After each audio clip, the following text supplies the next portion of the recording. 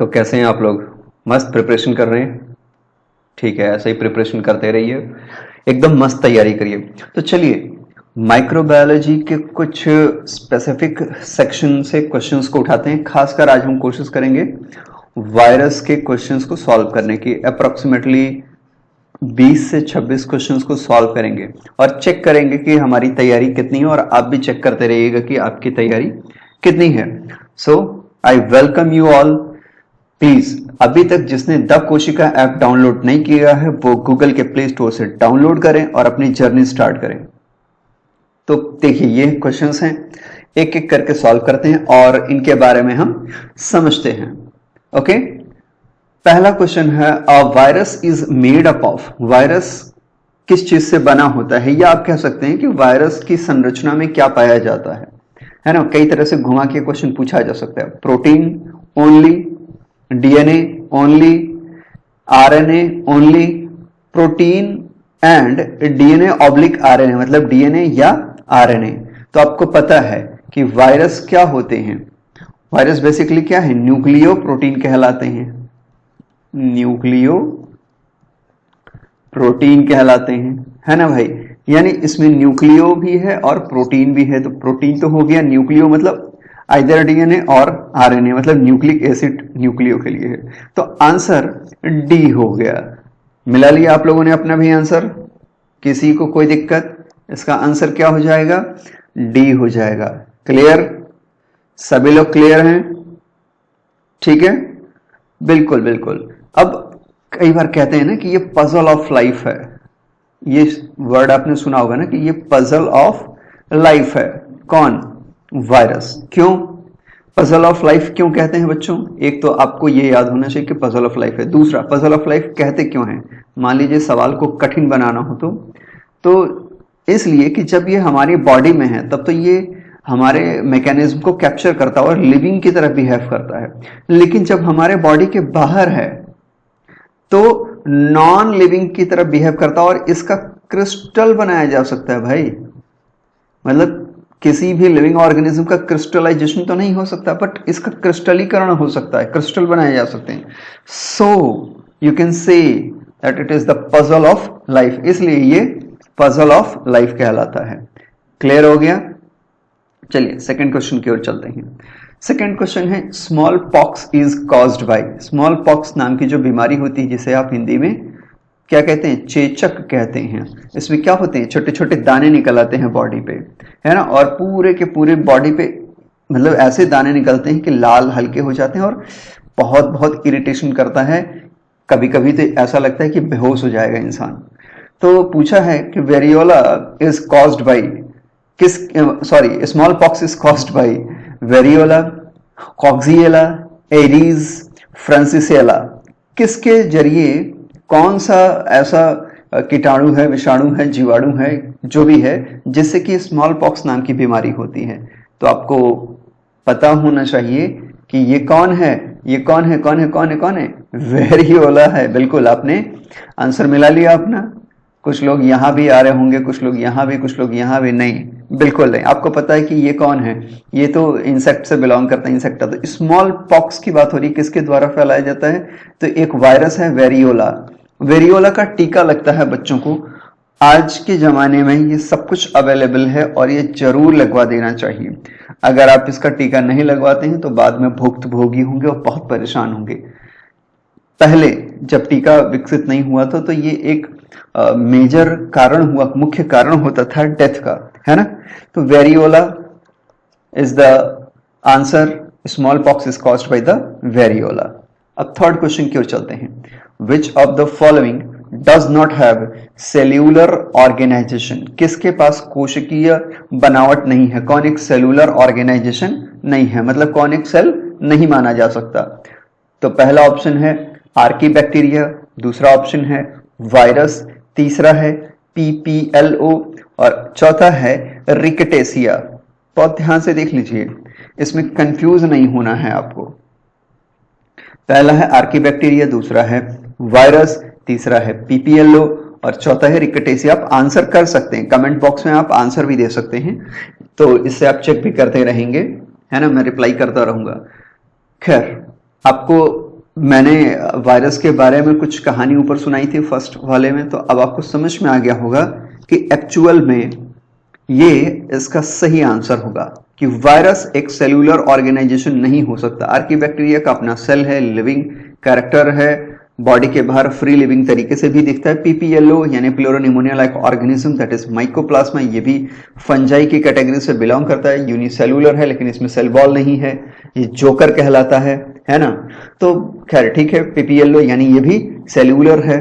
ठीक, रिकेटेसिया बिल्कुल ये भी सेल्यूलर है। तो वायरस यहाँ पे एक ऐसा आप कह सकते हैं कि स्ट्रक्चर है जिसका हम क्रिस्टलीकरण कर देते हैं। अब क्रिस्टल बनेगा, है ना, न्यूक्लियोकैप्सिड्स यहाँ पे प्रेजेंट होंगे, आपको पता ही है। तो ये सेल्यूलर ऑर्गेनाइजेशन बिल्कुल नहीं हो सकता। अगर ऐसी चीज कहीं भी होती है तो वो सेल्यूलर नहीं कह सकते। ठीक, चौथा, who received Nobel prize for the discovery of prions. मतलब प्रियॉन समझते हैं आप लोग, क्या है प्रियॉन? कितने लोग जानते हैं प्रियॉन को? देखो, एक तो होता है वायरस, है ना, एक होता है विरियन और एक होता है प्रियॉन, है ना।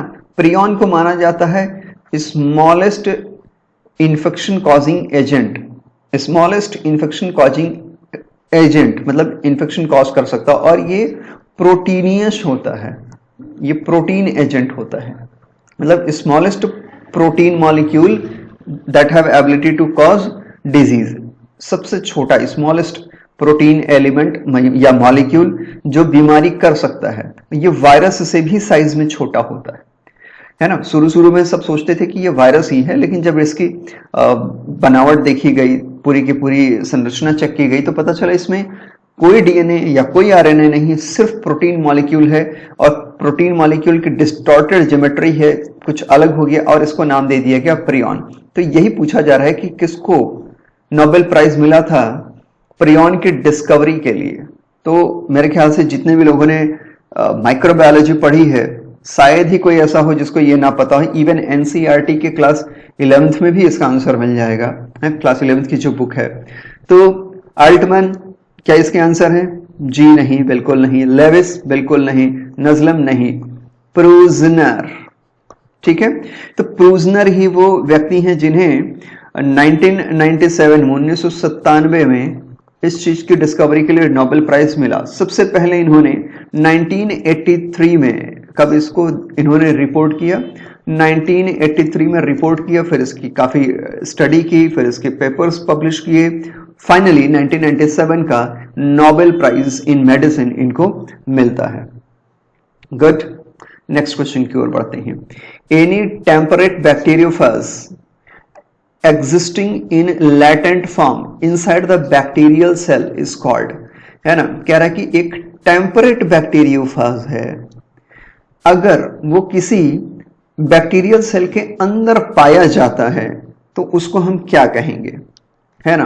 तो आप लोगों ने वर्ड एक सुना होगा, फाज। ये शब्द आपने खूब सुने होंगे, है ना। आपने जीवाणु भोजी एक क्या बोलते हैं वायरस के बारे में सुना होगा, ऐसा कुछ सुना होगा शब्द। तो कह रहे हैं कि जीवाणु यानी बैक्टीरिया होते हैं, है ना। बैक्टीरिया को ही जीवाणु कहा जाता है। तो ऐसा बैक्टीरियोफेज, यहां पहले ही लिख दिया है, ऐसा बैक्टीरियोफेज, टेम्परेट बैक्टीरियोफेज जो लैटेंट फॉर्म में बैक्टीरिया सेल के अंदर है, उसको कहेंगे क्या? तो भाई उसको हम प्रोफाज कहते हैं। आंसर मिला लिया होगा आप सबने, है ना।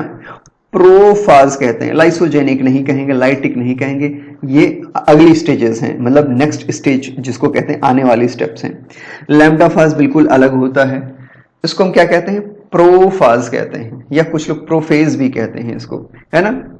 So you can say that it is prophase, it is a bacteriophage. Prophase किसको बोलते हैं? It is a bacteriophage. ये यहां पे वैसे लिखा ही है तो आपको कंफर्म हो गया होगा, इट इज अ बैक्टीरियोफेज, ठीक है।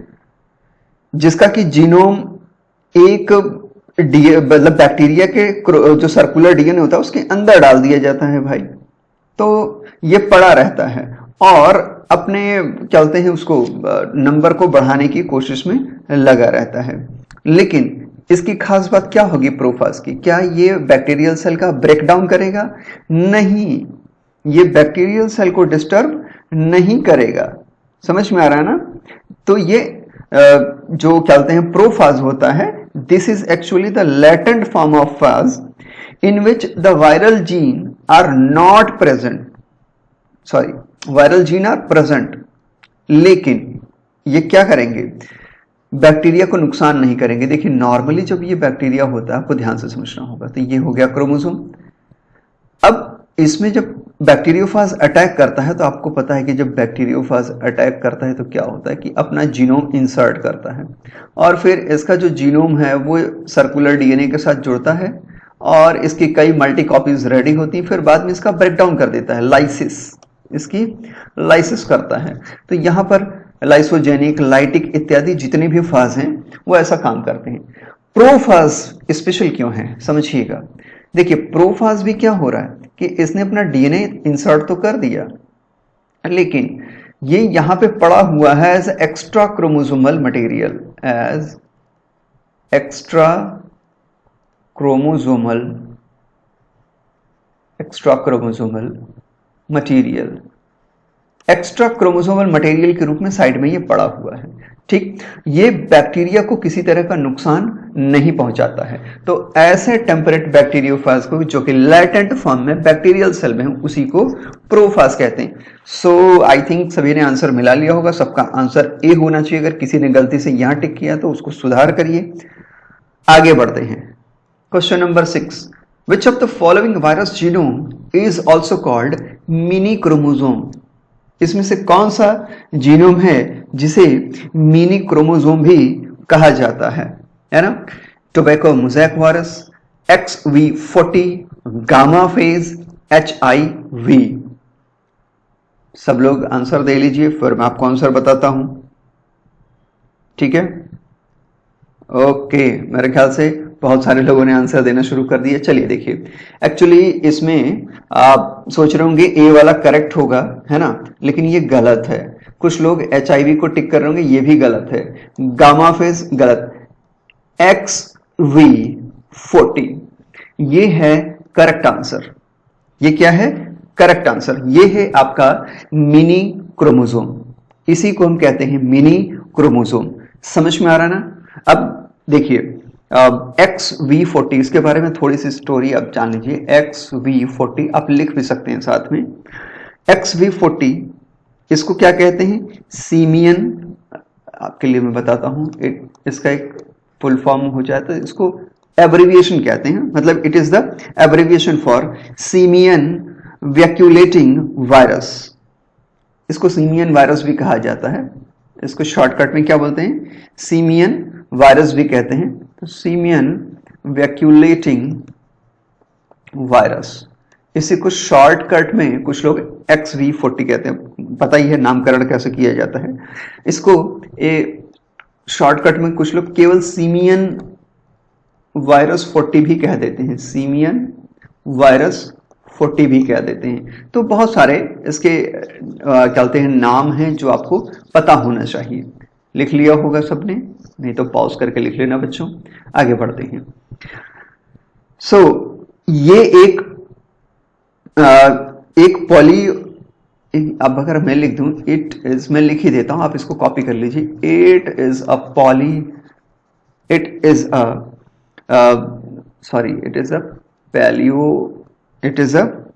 पैलियोमा वायरस, लिख लीजिए। ये एक पैलियोमा वायरस है जो कहां पाया जाता है? Infect green monkey cells. It infect किसको? Green monkey cells. Green monkey की सेल्स को इफेक्ट करते हैं, ग्रीन मंकी सेल्स। ओके, ठीक है। तो XV40 स्मॉलेस्ट, आप कह सकते हैं स्मॉलेस्ट तो नहीं, लेकिन छोटा एक मिनी क्रोमोसोम है जो कि एक पैलियोमा वायरस है। ठीक, इसका फुल फॉर्म आप कह सकते हैं कि सीमियन वायरस 40 शॉर्टकट में कहा जाता है। फुल फॉर्म में अगर इसका पूरा नाम लिया जाए तो ये सीमियन वैक्यूलेटिंग वायरस 40 कहलाता है। साथ ही साथ ये ग्रीन मंकी सेल्स को इफेक्ट करता है। XV40 की अगर बात करें तो XV40 is a DNA virus. आप इसको नोट कर लीजिए, it is a DNA virus. Normally बहुत सारे लोग केवल आरएनए समझते हैं कि वायरस में केवल क्या बोलते हैं आरएनए होता होगा, but it is a DNA virus. Please note करिए, XV40 is a DNA virus that has papillomavirus to cause tumor in animals। ठीक है, नोट कर लिया इतनी चीजें, गुड। आइए 7th वाले पे चलते हैं। A virus infecting a bacterium is called, बहुत लोग खुश हो गए ये क्वेश्चन सुन के है ना। तो 7th वाले का आंसर सबने दे ही दिया है अप्रोक्सीमेटली, और मुझे नहीं लगता कि किसी का भी गलत है। बिल्कुल, इसको बैक्टीरियोफाज ही कहा जाता है। सो सबको बधाई हो, आप लोगों ने बिल्कुल सही आंसर किया है ना, बैक्टीरियोफाज, बिल्कुल ये सही आंसर है। आइए 8th क्वेश्चन की ओर चलते हैं। A substance by the host in response to viral infection but protecting it from further viral infection is called। Okay, एक पदार्थ निकलता है जब, मान लीजिए कि ये सेल हैं बहुत सारी, ऐसे मैं सेल बना देता हूं, ये ए है, बी है, सी है, डी है मान लीजिए। अब यहां से एक वायरस डांस करता हुआ आ रहा है ना। इस वायरस ने डी को प्रभावित किया, इन्फेक्शन कर दिया, वायरल इन्फेक्शन कर दिया। अब इस इन्फेक्शन की वजह से डी ने एक केमिकल निकाला, उस केमिकल का नाम है गुज्जू भाई ओके, इनका नाम है ई मान लीजिए। ठीक, अब ये जो केमिकल सब्सटेंस है ये क्या करेगा कि बाकी इन्फेक्शन को फैलने से रोकेगा। मतलब जाके सी को, बी को, ए को बताएगा आया रे आया, वायरस आया, तैयारी करो तैयारी करो, है ना। तो ये कौन है, ई एक्चुअल में कौन है, फाइटोटॉक्सिन है, एंटीबॉडी है, इंटरफेरॉन है या हार्मोन है, कौन है ये? जल्दी जल्दी आंसर करिए। बहुत सारे लोगों ने सही आंसर किया है, गुड।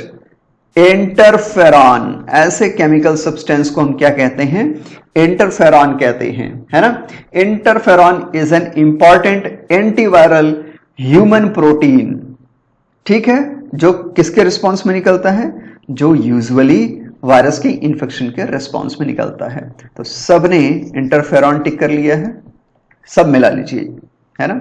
आगे बढ़ते हैं। Plant viruses that multiply with in their insect vector is called. ऐसे प्लांट वायरस जो अपने इंसेक्ट वाले वेक्टर के अंदर मल्टीप्लाई करते हैं, उनको हम क्या कहते हैं बताइए? उनको हम क्या कहते हैं? परसिस्टेंट कहेंगे, नॉन परसिस्टेंट कहेंगे, प्रोपागेटिव कहेंगे, सर्कुलेटिव कहेंगे? जल्दी जल्दी जल्दी, ये बहुत इंपॉर्टेंट है, ये मतलब कई बार एग्जाम्स में रिपीट हो चुका है। जी हां, ऐसे वायरस, ऐसे प्लांट वायरस को प्रोपागेटिव वायरस कहते हैं। कुछ लोगों ने सही आंसर दिया, तो क्या कहते हैं? प्रोपागेटिव वायरस कहते हैं। क्लियर हो गया? क्या कहते हैं? प्रोपागेटिव वायरस कहते हैं, टिक कर लीजिए। नेक्स्ट 10th क्वेश्चन की ओर चलते हैं। When a virus attacks a bacterium, the material that enters into the host is, यानी ये है बैक्टीरिया और ये है वायरस। इस क्वेश्चन का मतलब ये है ना। अब कह रहा है कि जब इसने अटैक किया वायरस ने, तो बैक्टीरिया के अंदर क्या जाएगा? ये पूरी की पूरी बॉडी या कुछ एक स्पेशल पार्ट जाएगा? तो प्रोटीन कोट, आंसर सुनिए, A protein coat, B nucleic acid, C both protein coat and nucleic acid, D none of the above. चलिए आंसर दीजिए, बहुत आसान है, इसका आंसर तो सबको पता होगा।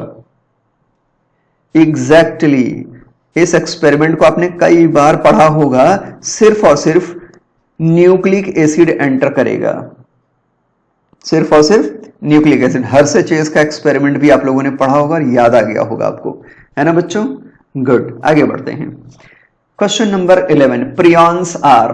अरे ये तो बहुत आसान हो गया, मतलब पीछे डिस्क्राइब हो चुका है तो आपको पता होगा, जल्दी से आंसर करो। आरएनए है, डीएनए है, आरएनए एंड प्रोटीन है, केवल प्रोटीन है, क्या है? प्रियॉन, है ना। तो ये केवल और केवल बिल्कुल, ये केवल और केवल क्या है, प्रोटीन है। पीछे भी मैंने बता ही दिया था, प्रूजनर ने इनको खोजा था और क्या बोलते हैं, इन्होंने कई सारे कैटल्स में भी और क्या बोलते हैं कई सारे गोट वगैरह में भी देखा था इन्फेक्शन करते हुए। तो इन्होंने देखा कि इसको, फिर बाद में जब और स्टडी किया तो देखा कि ये सिर्फ और सिर्फ प्रोटीन है, इसमें ना डीएनए है ना आरएनए है, सिर्फ प्रोटीन है, डिस्टॉर्टेड है और ये इन्फेक्शन कर सकता है। इसी डिस्कवरी के लिए इनको नोबेल प्राइज भी मिला था, किसको, प्रूजनर को, ठीक, 1997।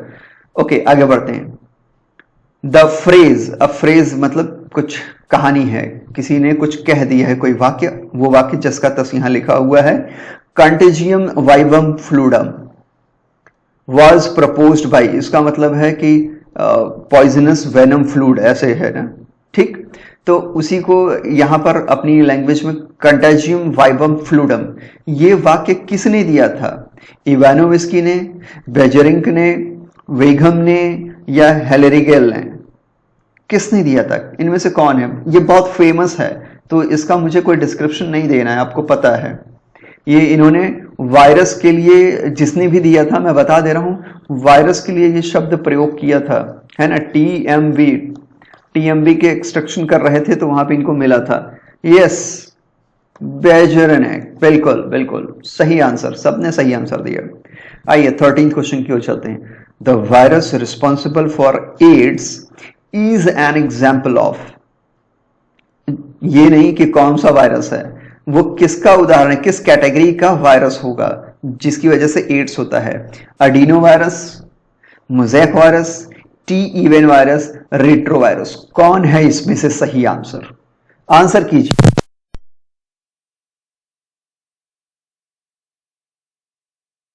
शुरू हो गए, यस आने दीजिए।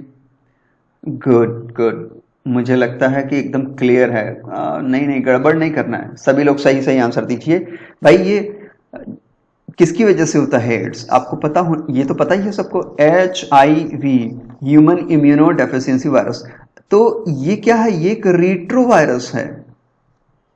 ये क्या है, रेट्रो वायरस। इस कैटेगरी के जितने वायरस है ना, वो सभी के सभी रेट्रो वायरस कहलाते हैं, ये याद रखेंगे। रेट्रो वायरस मतलब क्या, a retrovirus is a single stranded positive sense RNA virus. ये रेट्रो वायरस का मतलब क्या है, ये सिंगल, लिख लीजिए इसको, रेट्रो का मतलब यहां पे क्या होता है, रेट्रो का मतलब single strand positive sense RNA, ठीक है ना। और ये रिवर्स होते हैं, ये आपको पता ही है ना कि ये रिवर्स होते हैं, यानी ये मतलब क्या बोलते हैं, उल्टा काम करते हैं, रिवर्स ट्रांसक्रिप्शन करते हैं, फिर डीएनए बना लेते हैं, फिर वो सेंट्रल डोग्मा को फॉलो करते हैं। तो रेट्रो वायरस की ये बहुत खास बात है। तो HIV रेट्रो वायरस की कैटेगरी में आता है, प्लीज याद कर लेंगे, नोट कर लेंगे, बहुत इंपॉर्टेंट है। Now plant viruses was first crystallised by, plant virus को सबसे पहले किसने क्रिस्टलाइज किया था, आपको पता है, ये एनसीईआरटी में भी गिवन है, सबने आंसर दे दिया, स्टेनले ने किया था, बिल्कुल। और इसी के बाद से ये मतलब एक स्टैब्लिश हो गया कि ये पजल ऑफ द लाइफ है, क्योंकि इसका जब हम क्रिस्टल बना सकते हैं तो इसको हम लिविंग कैसे मान लें। तो स्टेनले ने प्लांट वायरसेस को क्या किया था, क्रिस्टलाइज किया था, पहली बार क्रिस्टल बनाया था। ओके, अब हम आते हैं क्वेश्चन नंबर 15 की ओर। साइनोफेजेस फ्रॉम इंडिया, ये बहुत इंपॉर्टेंट है, cyanophages from India were discovered for the first time, किसने खोजा, साइनोफेज को सबसे पहले इंडिया से किसने खोजा। आंसर है पहला MOP अयंगर एंड TV देसी कचरी, दूसरा RN Singh and PL Singh, तीसरा ऑप्शन है GS वेंकटरमन और चौथा है PK डे। मेरे ख्याल से आंसर आपको पता है, यस आंसर दीजिए, फिर मैं सही आंसर आपको तो दूंगा ही, जल्दी जल्दी जल्दी। इसका सही आंसर है RN Singh and PL Singh. आपको पता है ये RN सिंह मतलब BHU में भी प्रोफेसर रहे हैं और काफी इन्होंने प्लांट पे काम किया है, एग्रीकल्चर की फील्ड में काफी काम किया। तो साइनोफेजेस को इंडिया से पहली बार इन्होंने डिस्कवर किया था, इनकी काफी अच्छी बुक्स भी हैं, आप पढ़ सकते हैं, ठीक है। MOP अयंगर बेसिकली एल्गी के लिए जाने जाते हैं, खैर वो आप पढ़ लेंगे इसको डिटेल में। तो आर एन सिंह, ठीक है, जहां भी आर एन सिंह आए तो आप साइनोफेजेस से जोड़ सकते हैं, ठीक, हमेशा ये याद रखेंगे। आगे बढ़ते हैं बच्चों, next question number 16, cyanophages were discovered by. अब देखिए इंडिया की बात नहीं हो रही है, देखिए एक ही क्वेश्चन को दो तरह से घुमा दिया, एक इंडिया में किसने खोजा है ना, और दूसरा साइनोफेजेस की डिस्कवरी किसने की। तो साइनोफेजेस की डिस्कवरी किसने की, देखिए सिंडन ने की, सेफरमैन एंड मॉरिस ने की, डेनर ने की, नन ऑफ द अबव, यानी इनमें से कोई नहीं है। तो देखो टीओ डीनर का नाम तो खूब आता है, आपने पढ़ा भी होगा, है ना, सिंडन का नाम भी बहुत आता है, आपने पढ़ा भी होगा, लेकिन डिस्कवरी यहाँ पे सेफरमैन एंड मॉरिस ने की है, तो बी वाला आंसर सही है। प्लीज डिनर और सिंडन ना लगाइए, ये गलत बात है, आपको आंसर पता है, सेफरमैन एंड मॉरिस ने की थी। अब साइनोफेजेस चूंकि दो बार आ गया है तो मैं थोड़ा सा साइनोफेजेस की स्टोरी के बारे में लिख देता हूं, इसको आप नोट कर लीजिएगा। साइनोफेजेस को सेफरमैन एंड मॉरिस ने डिस्कवर किया था 1963 में, ठीक है, इसको आप नोट कर लेंगे। और इसको कहां से निकाला था, so they crystallize from waste utilization pond of Indian university, Indiana एक यूनिवर्सिटी है, आपको पता है। तो जो पॉन्ड का वेस्ट था ना, पॉन्ड वेस्ट से इसको क्रिस्टलाइज किया था, ठीक। Cyanophages are the phages that attack cyanobacteria, ये साइनोबैक्टीरिया को अटैक करते हैं, साइनोबैक्टीरिया को अटैक करते हैं, ठीक है। साइनोबैक्टीरिया मतलब ब्लू ग्रीन एल्गी जिसको आप जानते ही हैं। तो साइनोफेजेस किसको अटैक करेंगे, साइनोबैक्टीरिया को अटैक करने वाले होते हैं। ओके, एकदम क्लियर हो गया। They named the virus as LPP1, है ना, मतलब आपको पता ही है कि ये जो जेनरा के नेम होते हैं उसके हिसाब से नॉमनक्लेचर किया जाता है। मैं अलग से एक लेक्चर नॉमनक्लेचर का दूंगा ताकि आपको ये जो नॉमनक्लेचर वाली प्रॉब्लम होती है ना, जैसे LPP कहीं लिखा होता है, कहीं पे कुछ और लिखा, तो इसके आगे 1 लिख देते हैं, फिर 2 लिख देते हैं, इसका क्या मतलब है ना। तो टेंशन मत लीजिए, इसका मैं अलग से एक लेक्चर लूंगा। आगे बढ़ते हैं, क्वेश्चन सॉल्व करते हैं। Question number 17, the viral capsid is made up of. Capsid किससे बना होता है, कुछ ज्यादा ही आसान हो गया, इसका आंसर मैं ना भी दूं तो चलेगा, सबको पता है, पर ठीक है आंसर मिला लीजिए। आंसर है प्रोटीन्स, सबने मिला लिया, प्रोटीन्स, ठीक है। 18th क्वेश्चन की ओर चलते हैं। The genetic material of the retrovirus, क्या मुझे बताना पड़ेगा फिर से, रेट्रोवायरस का जेनेटिक मटेरियल क्या है। अभी अभी HIV के बारे में मैंने लिखवाया है, क्या ये डबल स्ट्रैंडेड DNA है, क्या ये डबल स्ट्रैंडेड RNA है, क्या ये सिंगल स्ट्रैंडेड DNA है या सिंगल स्ट्रैंडेड RNA है। तो आंसर हो जाएगा D, सिंगल स्ट्रैंडेड RNA, अभी अभी बताया था।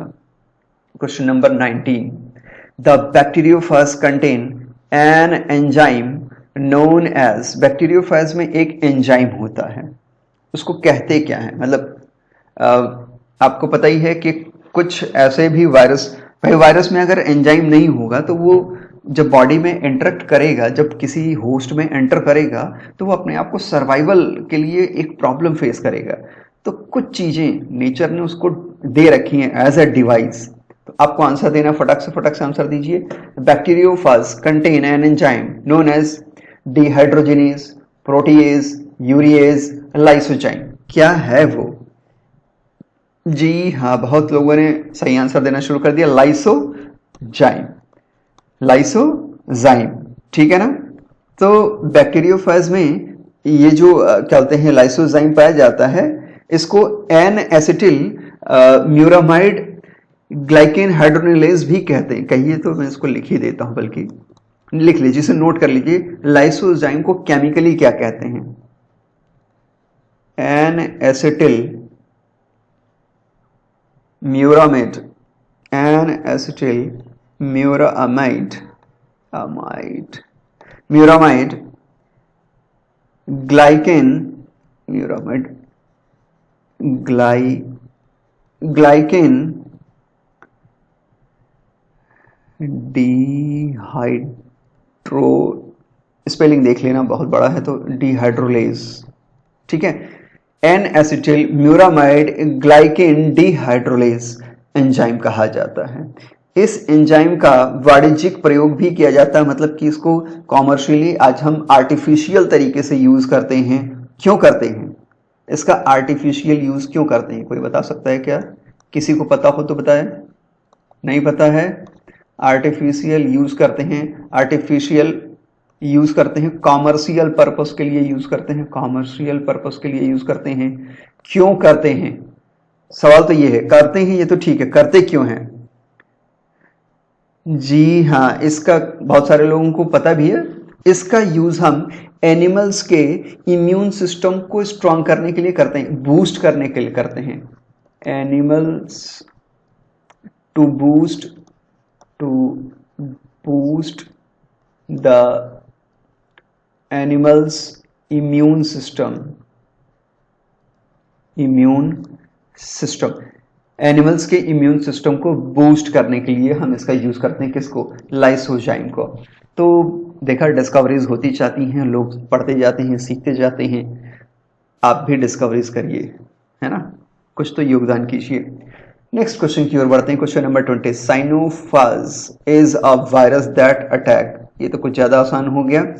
ब्लू ग्रीन एल्गी आप लोग भी टिक कर चुके हैं, हम फटाक से आगे बढ़ते हैं क्वेश्चन नंबर 21 की ओर। तो question number 21, helical contractile sheath is found. Helical contractile sheath कहाँ पाया जाता है?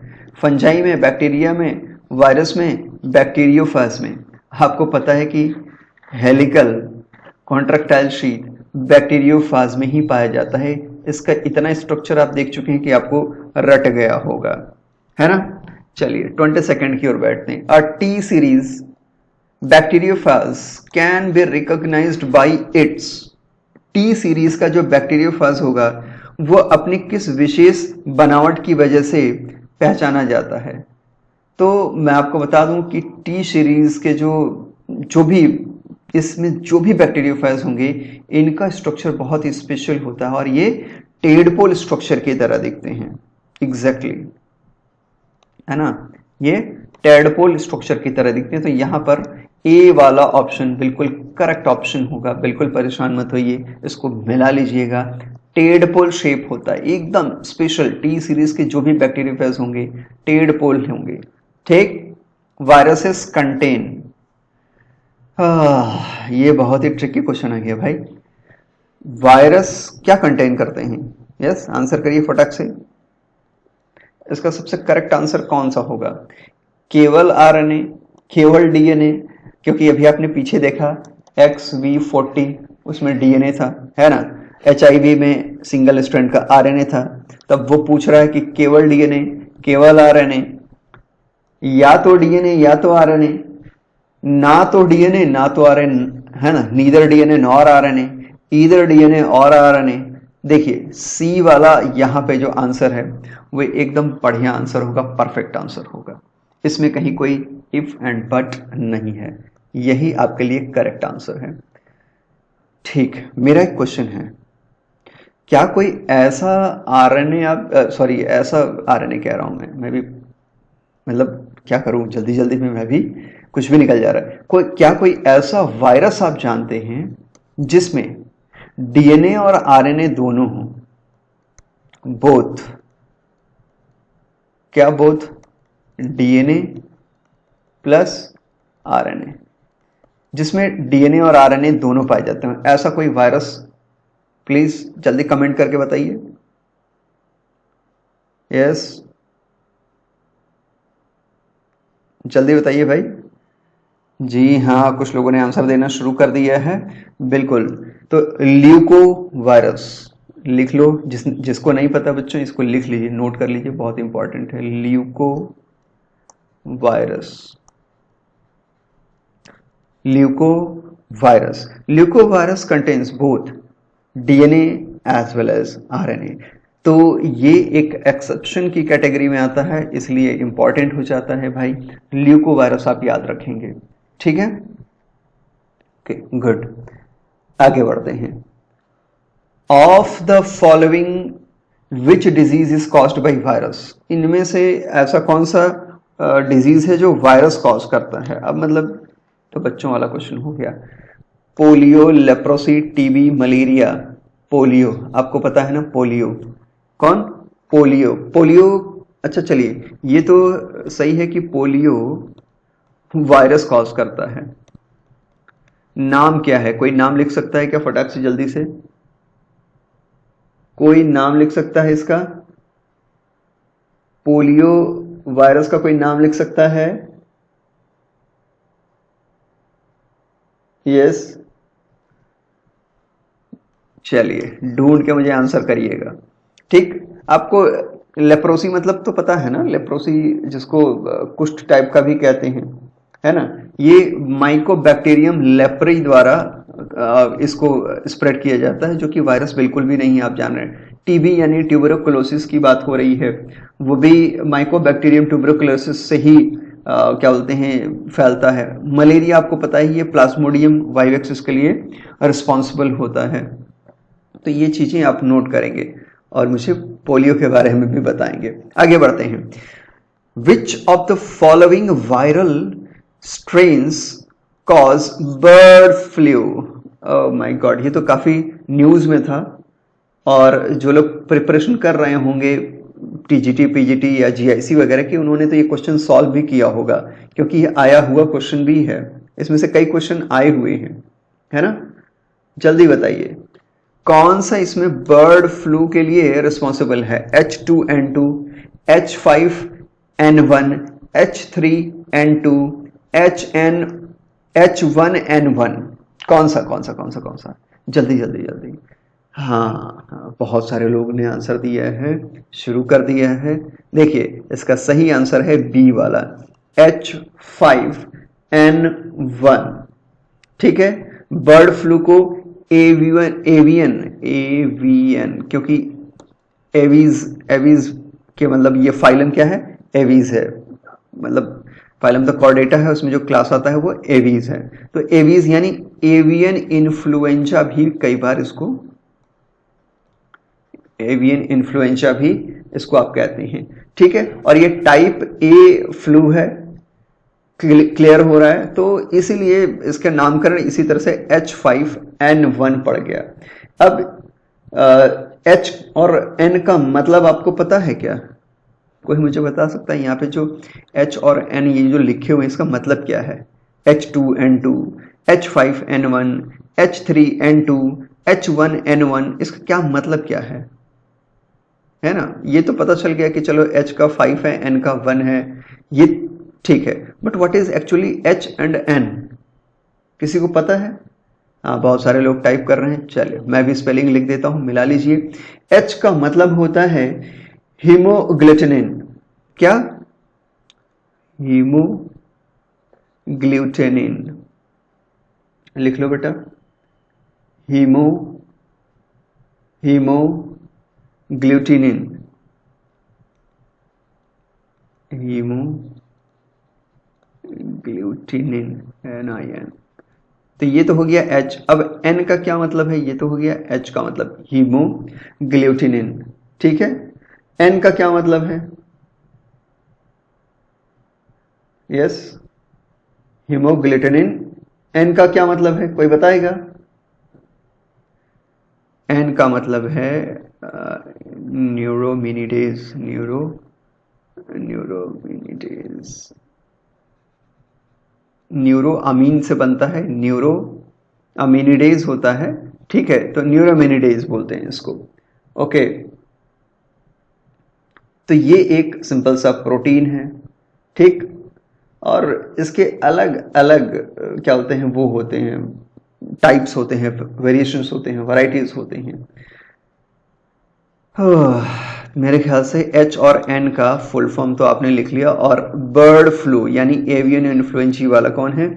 H5N1। अब तक टोटल 16 मतलब 16 से भी ज्यादा टाइप के H और 9 से भी ज्यादा टाइप के N की डिस्कवरीज हम कर चुके हैं, और अलग अलग कैटेगरीज में हमने देख लिया। अब नेक्स्ट 26 क्वेश्चन पे चलते हैं। 26 क्वेश्चन है, विच of the following is called jokers of the microbiological park? क्या इसका आंसर मुझे देना चाहिए? इसका आंसर तो आपको सबको पता है ना? तो चलिए आंसर आप दीजिए, मैं वेट कर रहा हूँ, वेट कर रहा हूँ। क्या बैक्टीरिया है, वायरस है, माइकोप्लाज्मा है, साइनोबैक्टीरिया है? कौन है इसमें से?